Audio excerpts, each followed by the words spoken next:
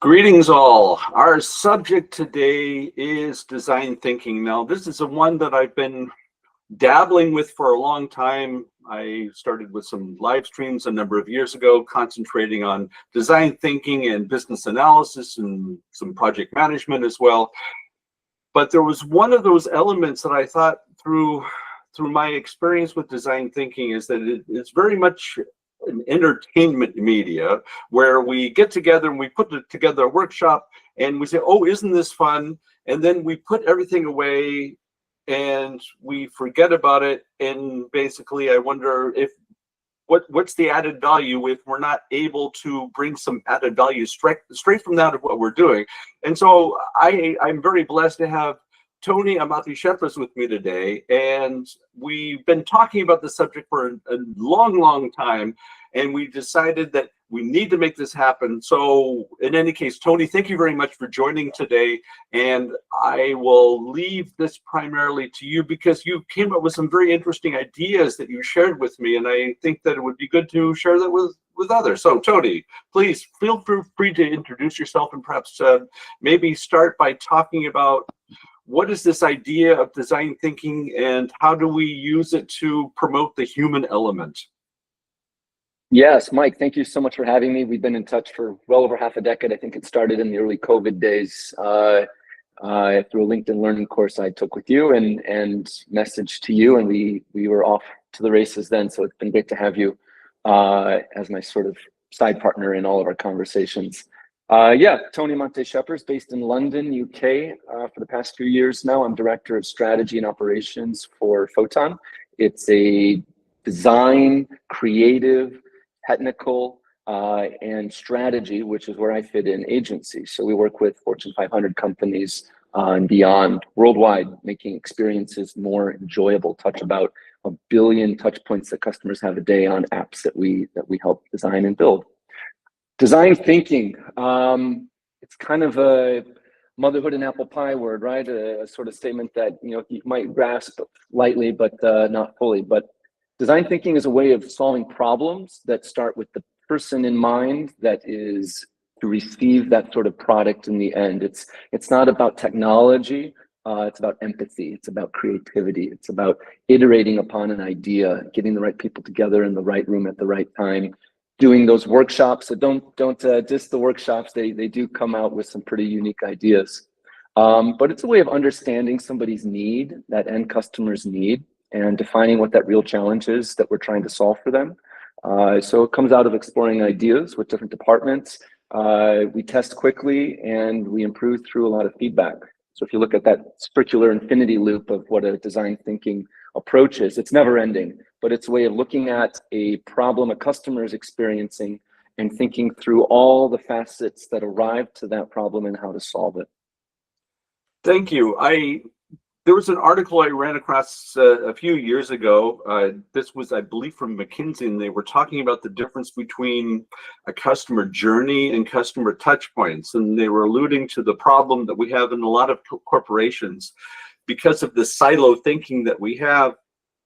These departments think that because everything's working within their touch point, everything is great.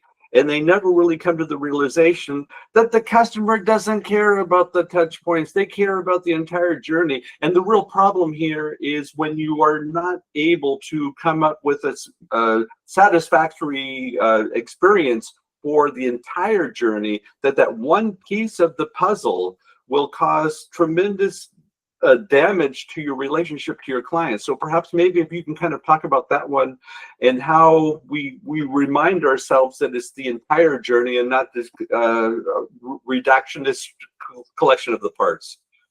Yeah, the touch points occur sort of organically, unknowingly. So you're clicking through an app, you're going through the experience of calling, of chatting on a chat bot, etc. Going into a store. Those are all touch points that make up the journey as a whole. But as a customer ourselves or myself, I don't really look at those touch points. I look at, am I getting solved what my problem is? We worked with a client that was an electric vehicle startup based here in London. And it was quite interesting to work with them because they had dozens and dozens, if not hundreds of people that kind of came together during the COVID time and never met each other in terms of coworkers. So you had design, you had creative, you had technical, you had HR, you had sales, you had post-sales. All these individuals hadn't met before, but they were working to build this final product of an electric vehicle. They all knew where they, what their mission was in terms of their remit within their department, but they didn't see the bigger picture of where that meant along the customer journey. So if I'm a customer looking to purchase a vehicle, I might query online, I might search on different websites, I might chat word of mouth with other people. From there all the way to post-purchase and loyalty, I'm having many touch points. I'm having many ways of interacting with getting this vehicle, using it, updating it, etc. Put yourself in the shoes of an employee working for that company who, let's just say, is in charge of marketing the product itself. They may only care about getting that top of funnel fully filled with interested parties. They don't care necessarily as much about the sale itself, about the technology, even about loyalty in the very, very end. They just care about getting that top of funnel filled. Without seeing the entire journey of me as a customer purchasing that vehicle, me in marketing, I don't see that entire journey being excelled from start to end. And so bringing these people together in the room through various design workshops, trying to solve that very simple question of, as a customer, how can I feel fulfilled with this purchase? Now that's a broad question, but to a specific audience of purchasing a vehicle. And so what we did, Mike, was create a design blueprint, a service blueprint, if you will, where we took the customer journey, mapped it out on top, took the milestones that the company had of achieving sales, etc., and growing the number of customers, and then putting the technology layered in there with numerous touch points, with the features that technology would need to have, all underpinned with KPIs that the employees at the electric vehicle company would need to start with and aim to achieve. So everyone from marketing to HR could see where they fit along that journey in that service blueprint. It was quite remarkable to pick it up, put it on the board, end to end, 10, 15 feet long, maybe more, and people walking up and circling where they had an impact. And that made the difference. That really changed the mindset of how people think when they're trying to solve a problem within their own organization and how it affects the customer. Yeah, no, that it's great when you playing a little bit devil's advocate here. Please. We go through this experience. We have this warm fuzzy feeling once we've gone through the entire exercise, and then we go back to the office. I see two problems very often, that we're creatures of habit, so we go back to those previous ways that we perform the actions, that being the first one. So I guess it's a two-pronged question. And the second one is that we live in a dynamic environment where a lot of these things will be applicable at the time that you go ahead and create it, but something else happens and comes into the mix. And with that, it makes it very, very difficult to ensure that you have continuous adaptability in your processes and figure out ways to continuously validate that the customer is having a wonderful journey. So any ideas on that? Some things that perhaps you've done so far? Yeah, anyone can simply Google design thinking and see that infinity loop. So for the past few minutes, Mike, we've been talking about empathizing. That's the first stage of design thinking, understanding the people you're trying to solve the problem to and for. Then you're ideating and you're thinking through a design workshop, solving that one problem. So everyone's coming to the table within an organization with their own interests, their own needs, their own pain points, their own thoughts on how to solve that problem. Many times, as the example I gave with creating that service blueprint, before you get to that service blueprint, I'm only looking at, as my example gave, marketing. How do I get people in that top of funnel? But as you see those other post-it notes getting on the board, you're going to see how my impact of getting people in top of funnel affect many others and how I need to consider that. The loop continues with prototyping. So once you get that idea written out, you're going to see if it sticks. A lot of AI buzzwords these days is getting a proof of concept. Can get that done pretty quickly in a matter of weeks these days. And then you're testing it and refining it.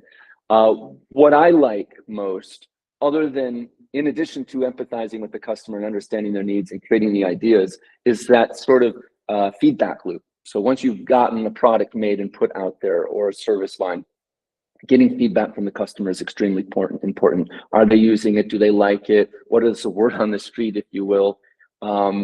throwing back our words to AI, you can quickly search within a matter of minutes, a deep search to see what people are saying about that product, getting persons into a room and really quizzing them to see if they like it. So constantly updating and changing it is key. No, that sounds good, because I just seen it too often that we will start with a project and we'll think it's great, and then we figure that the project's closed and we are done. Yeah, we wash our hands and move on. Well, we need to make sure that we've instilled this thought in everybody's minds that we're never really done, because this is something that needs to be continuously reviewed over and over again, because it's very possible that there's something that comes into the mix that you didn't expect, or perhaps you just seem to overlook, and that can throw a completely a monkey wrench into all of that. Perhaps I know that you have some tips and tricks, if I'm going to phrase it, and you can correct me if I get this one wrong, the things that you've learned through time and how you ensure that you keep that human element into the entire exercise. Perhaps if you could share some of them with us right now. Yeah, a couple examples come to mind. There was an international food and coffee brand I worked with recently, and they wanted to grow globally without losing its local authority, local authenticity. They had franchisees around the world: Europe, UK, United States, Middle East, Asia, and they're all franchise owned by individuals or holding companies. And so through design thinking workshops that I hosted with our team and our client, of ideating and thinking, you know, what could the prototype be to get the growth factor there, to expand, to get more franchisees quickly and cheaply as much as possible. We built a solution where local teams around the world, where these franchisees were soon to be opening up, could adapt offers while keeping the brand values intact. So it worked because the individuals in these countries, in these locations where we were opening up these retail shops, they owned the idea. They came to the table with their own thoughts, their own authentic needs of the customers that they knew best, not headquarters, and really drove completion of what our ideas were. And so the product release that we were trying to do to get more franchisees opened quickly, to get the point of sale system updated, to make sure loyalty programs were authentic to each region and market, we estimated that would take about 11 months. But because individuals involved, where we were pushing our ideas, felt that they were listened to, knew that we were taking in their customers' needs and pain points as best as possible to solve for them, we went from 11 months to about 8 months in total product release of getting these franchisees fully opened and operating. So the franchisees owners felt that they were heard, their ideas were brought to the table, and we tweaked just enough sort of that showing of empathy in how we were opening up these new locations for the coffee and food brand. It's quite unique. No, that sounds very good. I think that I'm going to cut this part out. Okay. Perhaps, Tony, if there's some closing words that you might have to share with our audience, that something that they should probably keep an eye on, and keep the motivation in ensuring that they're always reaching those goals. Some thoughts? Yeah, I would start small. Pick one challenge within the company you're in that you see a customer could be affected by, and just start with a few people in a room, getting those ideas on the board. During that time, really observe and see what the customers are doing. Ask the questions of how can we help them, and what are we doing that's getting in the way of them solving their problem. So after you start small and really get that question on the board of what that customer is in need of, make sure the technology is there in a good place to be deployed. Everything's based on technology these days, but as we say, especially in the AI world, bad data equals bad output. So make sure the data and the technology is strong. And I'd say last but not least, make sure the technology is invisible. As you mentioned, a customer doesn't look at it through touch points, they look at it through the entire journey. I would assume my touch points are valid, are being listened to, are just seamless. So really make sure that that technology is really not seen or heard as best as possible. I think good ideas come about because we listen, and so few of us take the time to really hear what the customer's need is. That simple act of listening is where the innovation begins.